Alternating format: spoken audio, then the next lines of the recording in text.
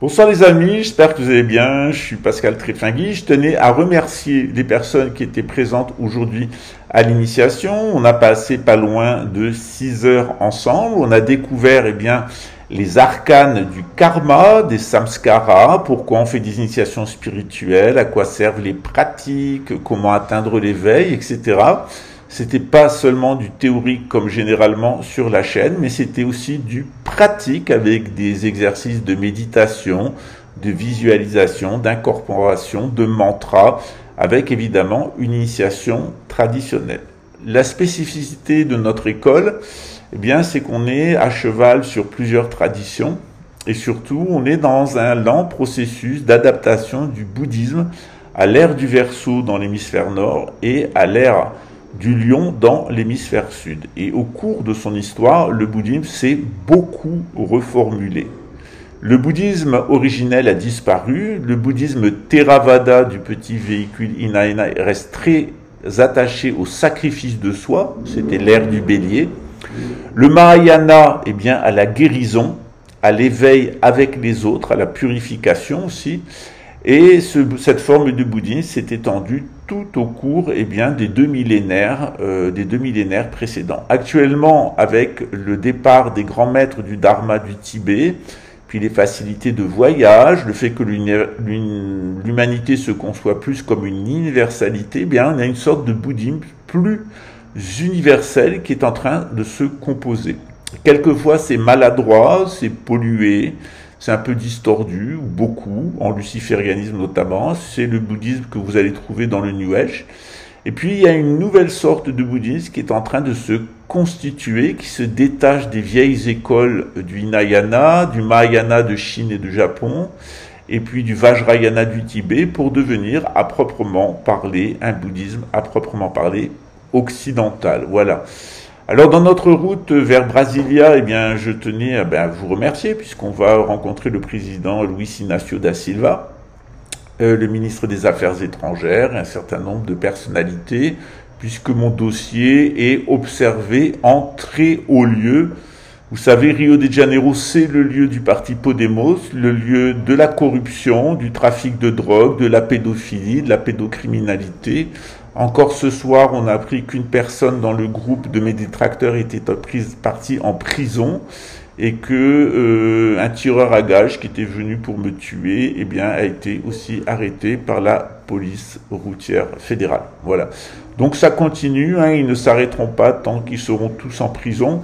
C'est les risques du métier, c'est les risques du dharma. Quand on installe le bouddhisme quelque part, on a une levée de bouclier.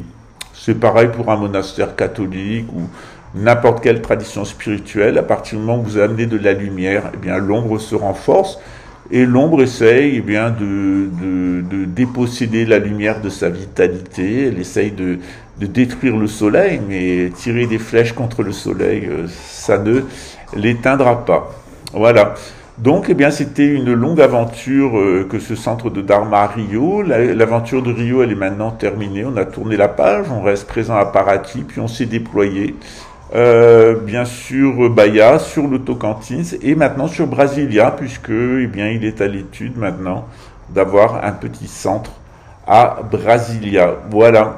Et c'est important d'amener le Dharma, de le laisser les personnes qui le reçoivent se l'approprier. Et c'est ce que vous devez faire, ne pas rentrer dans une secte, ne pas rentrer dans une école, ne pas devenir endoctriné, mais au contraire vous servir du bouddhisme pour atteindre l'éveil et pour vous réaliser. Si c'est pour vous faire la tête comme une bouteille de gaz, c'est absolument pas la peine. Voilà, on est un petit peu fatigué parce qu'on a beaucoup travaillé aujourd'hui, puis déjà pas mal roulé, donc on va aller faire un petit dodo après la douche. Et donc et on va aller faire un petit dodo après la douche. Et donc, dans ce contexte-là, d'abord, je remercie les 30 participants.